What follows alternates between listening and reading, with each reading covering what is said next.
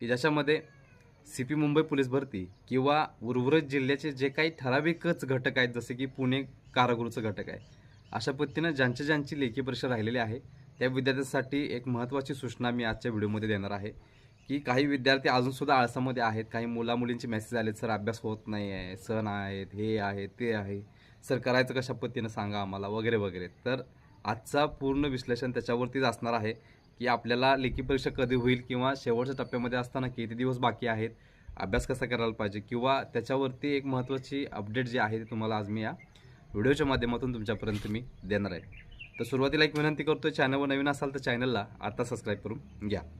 तर बहुचर्चित असलेली मुंबई पोलीस हे 16 तारखेला म्हणजेच कालच संपलेले आहे आणि शेवटची संधीसाठी काल मुलं गेलेली पण होतीत आणि काल मुलांना घेतलेलं पण होतं शेवटच्या संधीसाठी, त्यांचं ग्राउंडसुद्धा घेतलेलं आहे.